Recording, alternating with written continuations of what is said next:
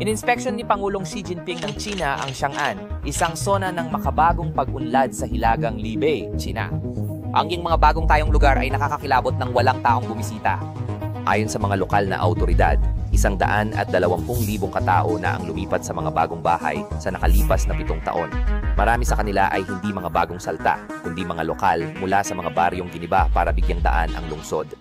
Nagtayo kamakailan ang China ng Xiang'an, ang pinakamodernong lungsod sa mundo. Pero matapos gumastos ng 73 bilyon pumapalya ang mega city na ito.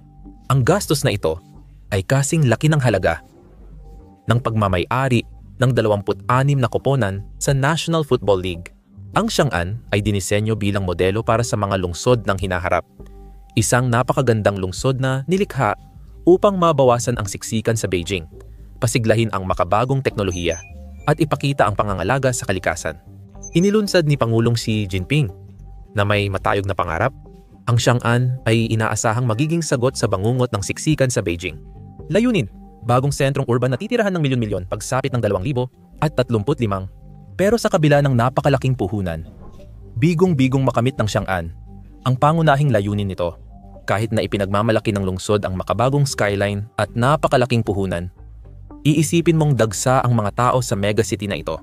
Pero nananatiling kakaibang tahimik at bakante ang Chang'an. Kaya naman mapapatanong ka, nasaan na ang milyon-milyong ipinangako?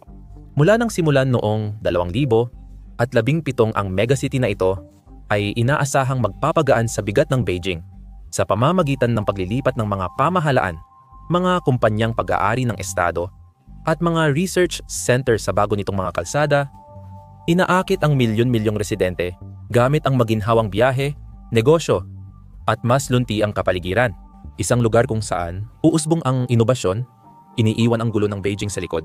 Nandyan na ang mga infrastruktura, pero wala pa talaga ang mga tao. Ang lungsod ay nagsisilbing halimbawa ng ambisyon at dakilang pananaw. Pero dahil sa kabiguan nitong makahikayat ng mga residente, mapapaisip ka kung matutupad nga ba ang mga pangako nito. Ilang taon lang ang nakalipas, puro sakahan lang ito. Ang siyudad ng Sichuan na may halos 2,000 kilometro kwadrado ay itinayo mula sa simula sa loob lamang ng 6 na taon. May seryosong paalala ako tungkol sa video na ito. Sensitibong paksa ito para sa CCP, kaya hindi talaga ito pinag-uusapan ng mainstream media. Sa totoo lang, hindi rin ito masyadong pinag-uusapan ng karamihan. Kaya kung maaari, pakipindot na lang ang like at subscribe button sa ibaba para makatulong sa video, malaking bagay talaga yon. Lalo na dahil mas pinapaboran ng YouTube ang mainstream na content at hindi palaging itinutulak ang mga sensitibong video, lalo na yung mga critical sa CCP. Kahit isang like lang ay malaking tulong na para maikalat ang katotohanan ito. Simulan na natin ang video. Kung titingnan natin ito sa mas malawak na perspektibo, madali nating mapapansin na ang hindi naisip ni Pangulong Xi ay ang pinakamalaking balakid ay kung paano mahihikayat ang mga tao na lumipat doon. Pero bakit nga ba ayaw mong lumipat doon? Kasi, ang magsimula ulit sa isang bagong lungsod ay hindi kasing kaakit-akit ng manatili sa isang lugar tulad ng Beijing, kung saan ayos na ang lahat. Kahit maganda ang infrastruktura ng Chang'an, kulang pa rin ito sa mga bagay na nagpaparamdam ng pagiging tunay na bahay sa isang lungsod. Ang mahusay na lungsod ay hindi lang batay sa modernong gusali at teknolohiya. Kailangan nito ng masiglang buhay panlipunan, mga atraksyong pangkultura, at matitibay na oportunidad sa karera. Sa ngayon, kulang pa si Chang'an sa mga mahahalagang elementong ito na likas na nade-develop ng mga matatag na lungsod sa paglipas ng panahon. Habang kayang ilipat ng gobyerno ang mga negosyo doon, mas mahirap hikayatin ang mga tao. Lalo na ang mga batang propesyonal, pamilya, at negosyante na iwanan ang kanilang mga pamilyar na komunidad, career network, at mga nakasanayang ginhawa sa araw-araw. Bukod sa mga high-tech na atraksyon, nahihirapan si Chang'an na mapuno ang mga matataas na gusali at bakanteng kalsada. Ang pangunahing issue ay ang pangmatagalang katangian ng proyekto. Hindi inilaan si Chang'an para sa mabilisang solusyon. Ang schedule ng lungsod ay umaabot hanggang 2,035 kung saan inaasahan ang ganap na paglago ng populasyon. Ang pamahalaang Chino ay may matataas na layunin na pagsapit ng 2,035 tinatayang aabot sa 5 milyong residente ang lungsod na ito.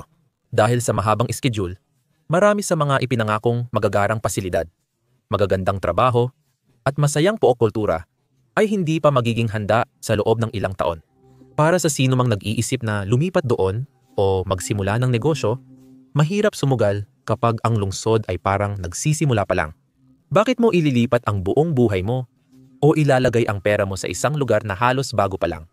Bilang paraan para malampasan ang mga hadlang na kinakaharap ng lungsod, naglalagak ng napakaraming pera at pagsisikap ang pamahalaang Tsino para paunlarin ito. Nagbigay sila ng mga insentibo gaya ng subsidiya sa renta at patakaran na dapat talaga tirahan ang biniling bahay para mahikayat ang mga tao na lumipat doon. Karamihan sa mga naninirahan doon ay hindi kusang lumipat. Inilipat sila ng kanilang mga trabaho, kadalasan mula sa mga kompaniyang pinapatakbo ng gobyerno. Hindi naging epektibo ang mga pagsisikap na ito. Nagduda ang mga negosyante sa lugar. Maaaring mukhang maganda ang mga subsidya sa upa. Pero narito ang problema. Sa mga empleyado, mahirap isiping tawagin itong tahanan kung kulang sa mga nagbibigay sigla at ligaya sa isang lungsod. Sa ngayon, ang Chang'an ay parang balangkas pa lang ng isang lungsod kaysa sa isang masigla at modernong sentro na inaasahan sana. Maaaring tumaas ang bakal at konkreto. Ngunit ang totoong buhay ng lungsod ay mula sa mga taong naninirahan dito. Sa kasamaang palad, tila hindi nabibigyang buhay ng infrastruktura ng Chang'an ang lungsod. Ang mga high-speed rail station ay walang putol na nag-uugnay sa lungsod papuntang Beijing, na nagpapahintulot ng biyahe na wala pang isang oras. Dahil itinuturing ni Pangulong Xi Jinping na mahalagang bahagi ito para sa pag-unlad. Mayroong iba't ibang mga highway sa rehiyon na nag-uugnay sa iba't ibang lugar, kaya madali ang paglalakbay sa magkakaibang destinasyon. Ang mga kalsadang ito ay inaasahang magpapabilis at magpapahusay sa transportasyon upang makatulong sa pag-unlad ng mga negosyo.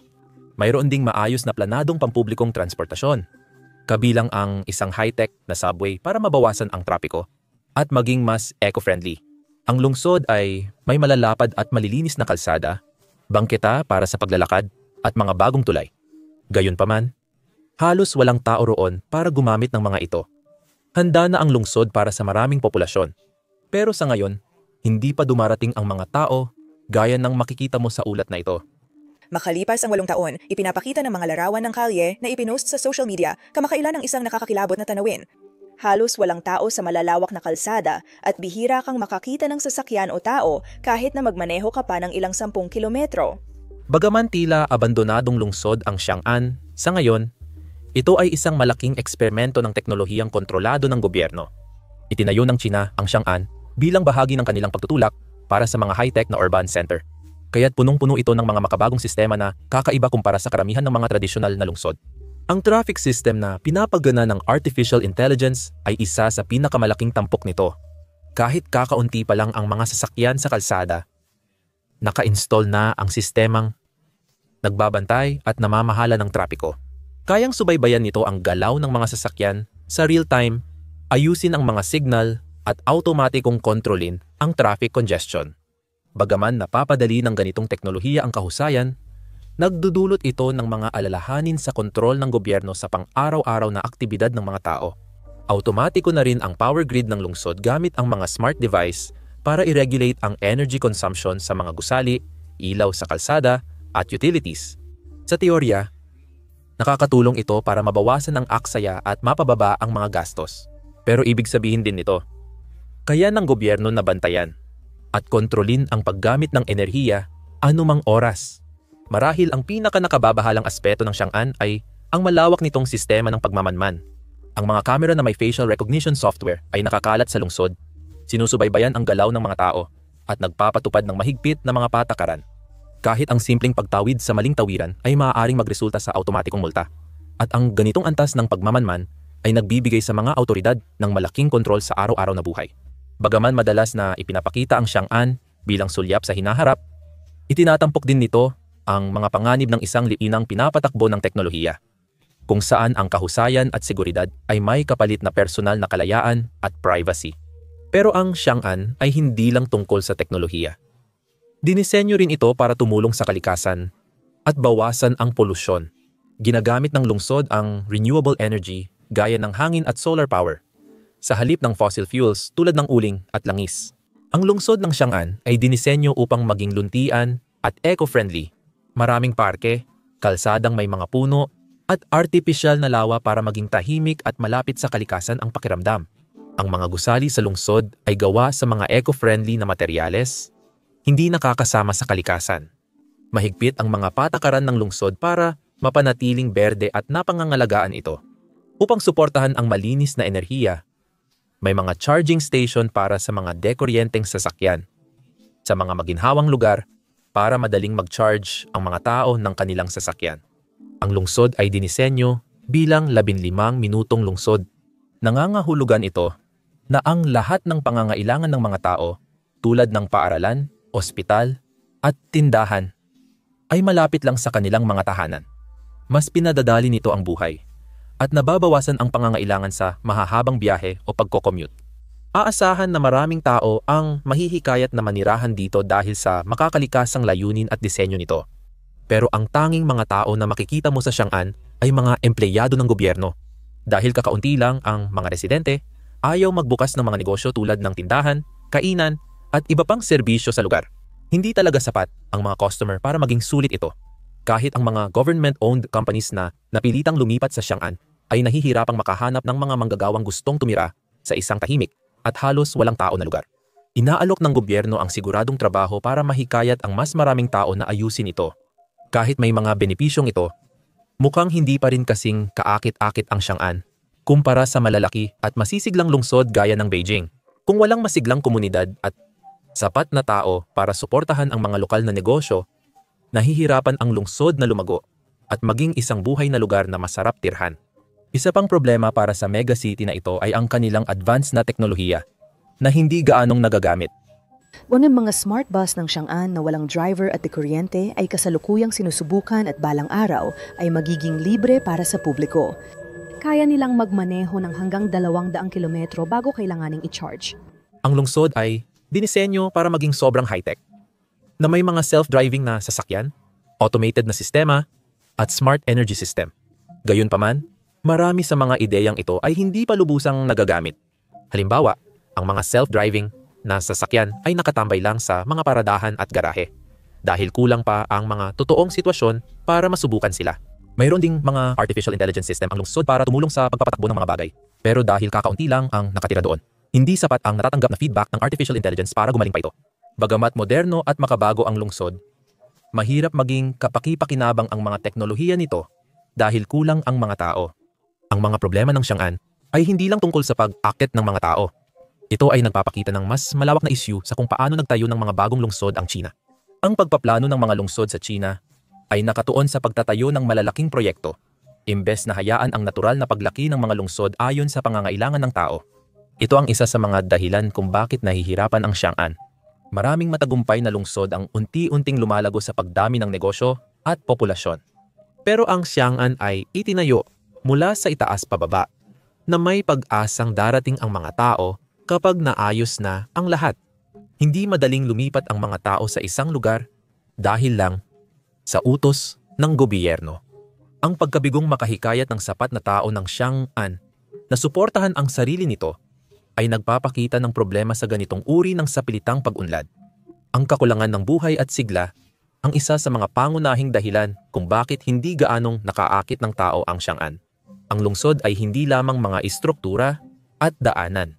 Kailangan nito ng sigla, libangan, kultura, at matibay na komunidad para maramdaman na buhay ito. Ang mga lungsod na kusang lumalago sa paglipas ng panahon ay likas na nagkakaroon ng mga tradisyon, negosyo, at mga poktipunan na likha ng mga tao. Pero ang Chang'an ay itinayo ng gobyerno mula sa simula nang hindi masyadong iniisip kung ano ang nagpapasaya at nagpapa-welcome sa mga tao sa isang lungsod. Hindi tulad ng Beijing, kung saan pinaghahalo ang siglo ng kasaysayan at makabagong sigla, ang Chang'an ay tila proyektong pangkaunlaran na malamig at walang buhay.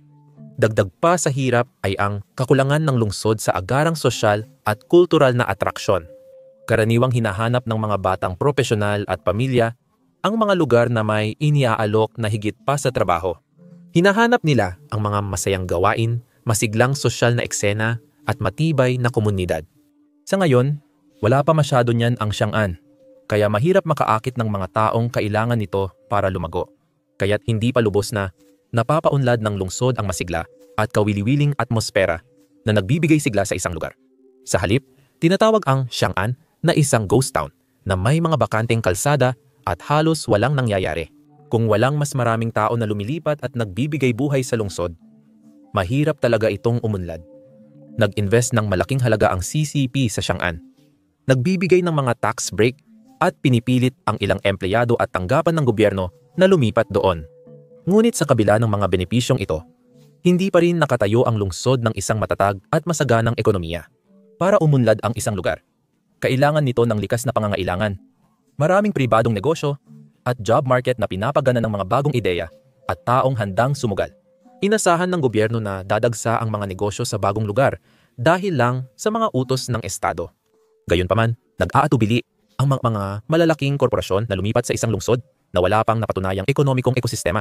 Hindi tulad ng Shenzhen na naging matagumpay dahil mayroon itong malayang pamilihan at malapit ito sa Hong Kong na tumulong sa paglago nito.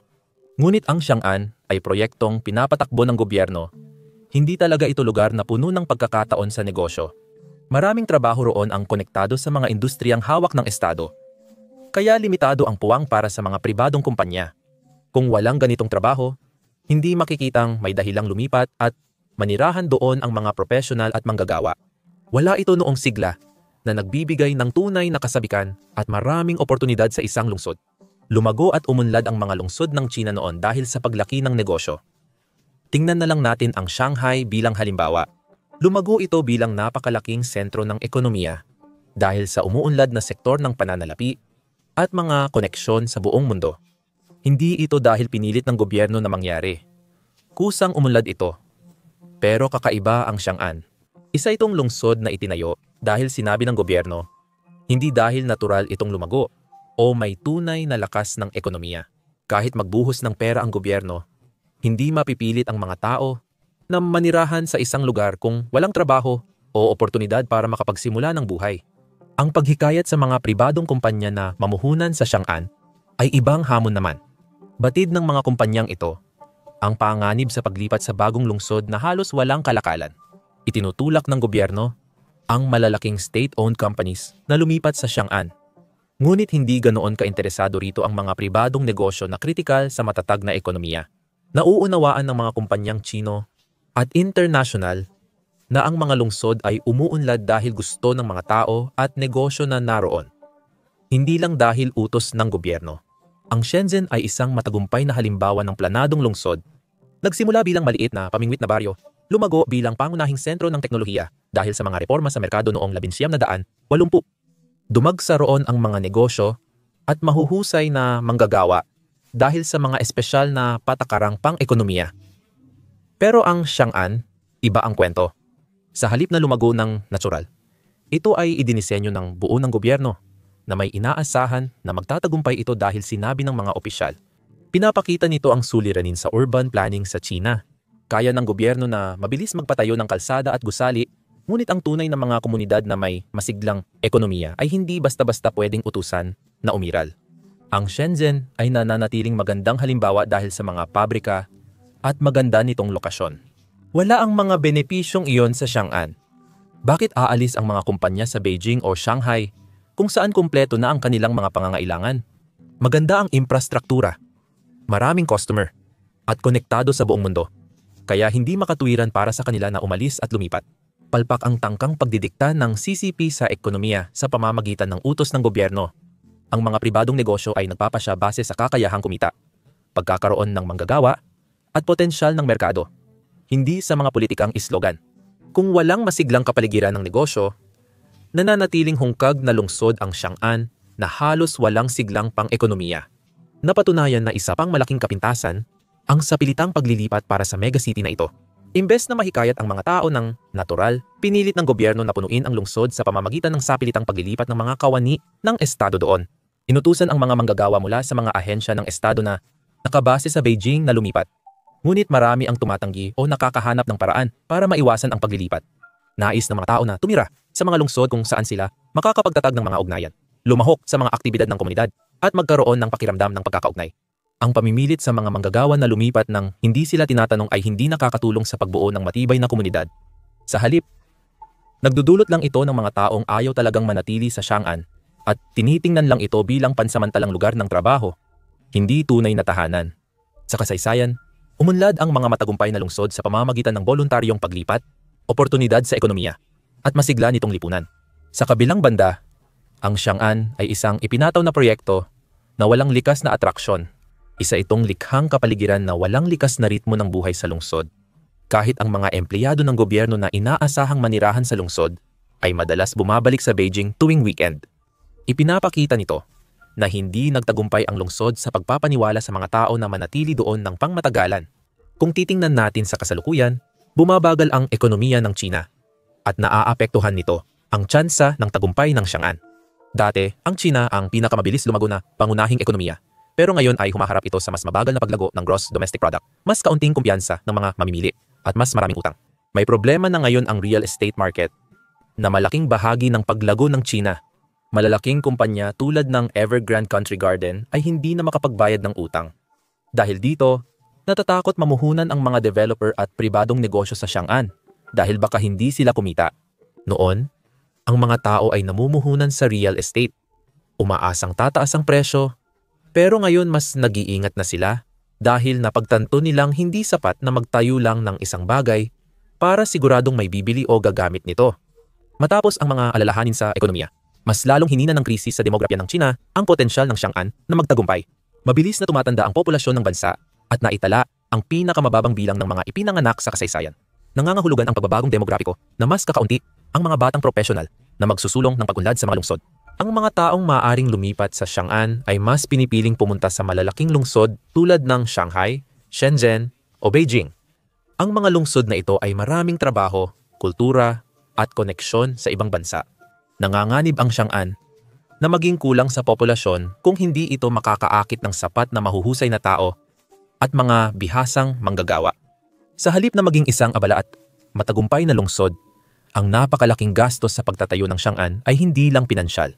Kasama rin dito ang paglilinis ng malalawak na lupain na nagresulta sa sapilitang paggiba ng buong mga baryo. Libo-libong residente na nanirahan doon ng maraming henerasyon ay pinalayas sa kanilang mga tahanan. Wala na silang ibang pagpipilian, kundi tanggapin ang kompensasyon mula sa gobyerno na sana'y makatutulong sa kanila na magsimula muli. Subalit kadalasan ay kulang ang perang natanggap nila para makabili ng bagong bahay o makahanap ng bagong trabaho. Kinuha ang lupa ng mga magsasaka at dahil pagsasaka lang ang kanilang pinagkakakitaan, wala na silang natira. Nalugmok ang mga maliliit na negosyo nang gibain ang kanilang mga tindahan upang tukuran ng malalaking gusali ng opisina at mamahaling bagong proyekto. Gayunpaman, sa kabila ng lahat, marami pa ring bakante sa mga bagong gusaling ito. Sabi ng pamahalaan ng China, kailangan daw ito para mapalago ang ekonomiya ng bansa. Gayunpaman, para sa mga taong nawalan ng lahat, pakiramdam nila ay itinataboy sila na parang wala silang mapupuntahan. Kaya sila'y nainis habang papalapit ang sakuna. Noong 2023, sa gitna ng malakas na pag-ulan, gumawa ng mahirap na desisyon ang mga opisyal ng China na magpasimula ng paglikas. Hinihiling sa mga residente na tulungan ang mga naipit na tao na makaalis base sa pinakahuling ulat ng istasyon.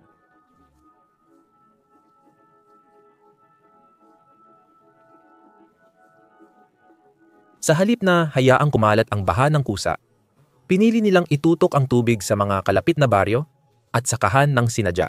Ginawa nila ito para mapanatiling ligtas ang mga gusali, kalsada, at iba pang mahalagang istruktura ng Chang'an. Ang desisyong ito ay sumira sa kabuhayan ng libu-libong tao. Ang mga pamilyang dating nawalan ng tahanan ay nasasaksihan ngayon ang pagkawala ng lahat ng natitira sa kanila. Lupa, negosyo, at bagong tahanan dahil sa tumataas na baha. Binaha ng gobyerno ang kanilang mga bayan para protektahan ang isang halos walang nakatira na lungsod. Naggitngit ang mga tao. Sa isang pambihirang kilos protesta, nagpunta sila sa kalsada at humingi ng paliwanag. Sa tingin nila, prioridad ng gobyerno ang pagsalba sa isang walang lamang lungsod kaysa pagtulong sa mga taong naghihirap dahil sa mga desisyon nito. Ipinakita ng mga protestang ito ang naipong galit sa napakalaking proyekto ni Xi Jinping. Dapat sana ay magpapabuti ito ng buhay, pero sa halip, puro paghihirap lang ang dala at napilitang lumikas ang mga tao mula sa kanilang mga tahanan. Hindi lang pinalayas ng CCP ang mga tao sa kanilang tahanan, sa pilitan ding inilipat ang mga manggagawa sa Chang'an para pagsikapang buhayin ang lungsod. Mga kumpanya, universidad, ospital, at tanggapan ng gobyerno ay inutusang lumipat. Kaya't walang magawa ang mga empleyado kundi mag-impake at magsimulang muli sa isang hindi ninanais na lugar. Sa halip na maging isang maunlad na lungsod, ang Xiang'an ay parang isang kampo ng trabaho. Sinisikap ng gobyerno na pasiglahin ang lungsod sa pamamagitan ng paglalagay ng mga nakapagbibigay inspirasyong mensahe at propaganda sa mga kalsada at nangangako ng makabagong teknolohiya sa hinaharap. Gusto nilang paniwalaan ng mga tao na magiging maganda ang lugar para tirahan. Kahit anong anunsyo nila, hindi nila matatakpan na ayaw ng mga tao tumira sa lugar na napilitang lipatan, lalo't walang pagkakataong gumanda ang buhay nila. Kahit hindi aminin ng mga pinuno ng China, naging kahihiyan na ang proyektong ito. Malinaw na patunay na hindi gumagana ang malaking plano ni Xi Jinping. May malalaking plano ang China para sa Xiang'an. Bahagi ito ng kanilang 1,000 taong plano. Ibig sabihin, tinitingnan nila ito bilang mahalagang bahagi ng kinabukasan ng bansa. Hindi lang panandali ang proyekto. Ayon sa gobyerno, normal lang ang mabagal na pag-unlad ng lungsod at mga walang lamang kalsada. Ngunit marami pa rin ang hindi kumbinsido. Gusto nilang manirahan sa mga lugar na tumutugon sa kanilang mga pangangailangan ngayon, hindi lang sa malayong hinaharap. Ang agwat sa pagitan ng pananaw ng gobyerno at kagustuhan ng mga tao ay nag-iwan kay Xiang'an sa alanganing kalagayan. Bilyon-bilyon na ang nagastos, pero kakaunti lang ang totoong pag-unlad. Para pamahalaan ang pag-unlad ng Xiang'an, ang gobyerno ay lumikha ng komplikadong sistema na may 25 ahensya na nangangasiwa sa 21 departamento. Layunin nito na ayusin ang mga proseso at masigurong mataas ang kalidad ng pag-unlad. Sa kabila ng lahat ng pangangasiwa, nananatiling halos walang laman ang Xiang'an. Ninanais ng pamahalaan na mahikayat ang mga negosyo at residente, ngunit hindi pa ito nagaganap. Kahit gaano pa kaayos ang sistema, hindi lilipat ang mga tao sa isang lugar na walang trabaho o magandang kalidad ng buhay. Isa sa mga malaking problema ng Xiang'an ay wala itong matatag na lokal na ekonomiya. Sa ngayon, ang pangunahing industriya ay konstruksyon, pero hindi nito kayang suportahan ang isang lungsod habang panahon. Ang iba pang industriyang tulad ng teknolohiya, pananalapi at pagmamanupaktura ay nahirapang umunlad. Kapag walang aktibong business community o sapat na trabaho, ang Xiang'an ay tila isang napakalaking construction site sa halip na isang tunay na lungsod. Wala itong sigla at layunin na nagmumula sa matatag na ekonomiya, kaya nananatili itong parang nakabitin sa kawalang katiyakan. Bukod sa mga hamong ito, komplikado rin ang paglilipat ng mga residente at negosyo sa Xiang'an. Sa kabila ng pagsisikap ng gobyerno na ilipat ang mga paaralan, ospital at kumpanya sa lungsod, mabagal pa rin ang proseso. Nagpatupad ang gobyerno ng mahigpit na mga regulasyon para matiyak na hindi iiwan ng mga may-ari ang kanilang mga bahay na walang nakatira. Itinakda ng gobyerno ang mga regulasyong ito upang mabawasan ang mga bakanting bahay sa pamamagitan ng pagbabawal sa pamumuhunan sa ari-arian at pag-oobliga sa mga bumibili na tirhan ang kanilang binili. Gayunpaman, hindi gumana ang planong ito. Kahit may benepisyong pinansyal, ayaw lumipat ng mga tao sa Xiang'an dahil kulang ang mga pangunahing serbisyo at buhay panlipunan doon. Sa kabila ng pagsisikap ng gobyerno na gawing kaakit-akit ang Xiang'an, hindi kayang punan ng mahigpit na patakaran sa ari-arian ang kakulangan ng masiglang komunidad.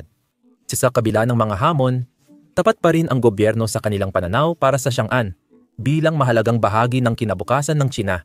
Itinutulak ng mga opisyal ang planong ito. Naniniwala silang makakatulong ito sa paghubog ng mga lungsod ng bansa. Subalit, hindi sapat ang isang pananaw para hikayatin ang mga tao na lumipat sa Xiang'an.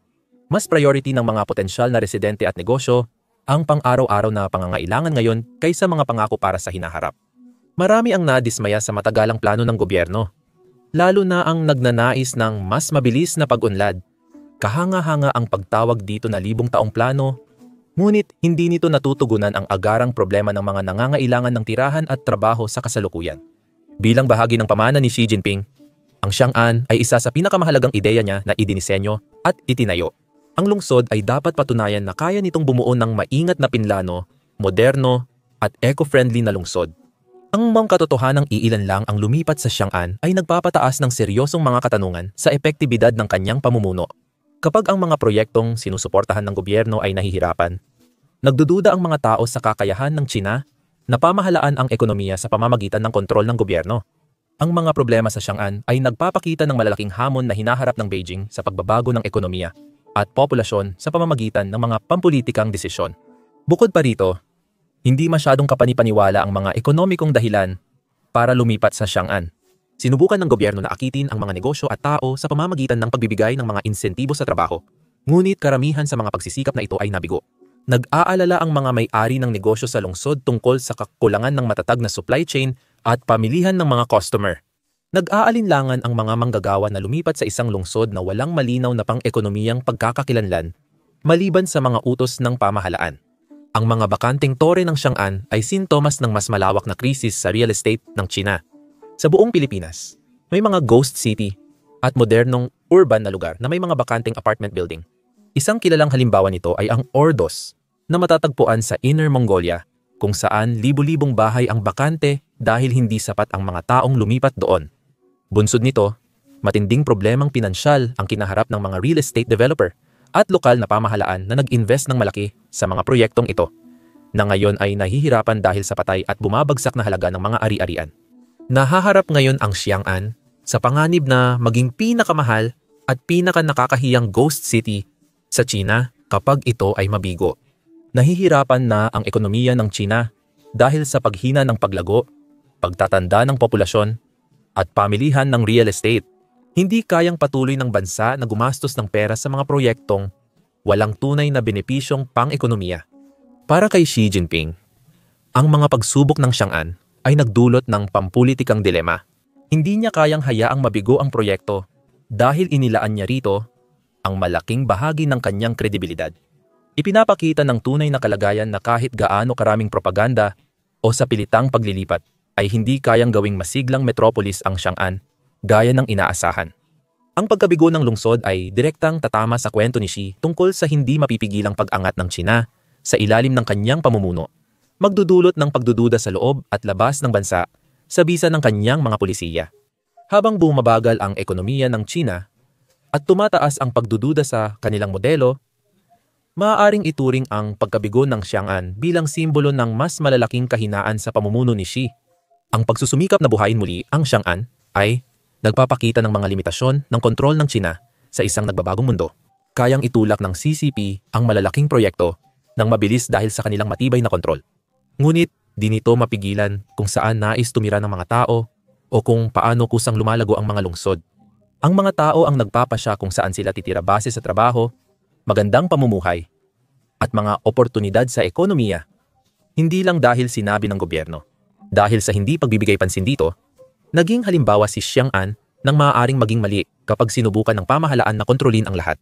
Habang itinutulak ni Pangulong Xi Jinping ang pananaw niya para sa China, ipinapakita ng mga bakanteng kalsada ng Xiang'an ang hamon sa pagbabago ng lipunan mula sa itaas.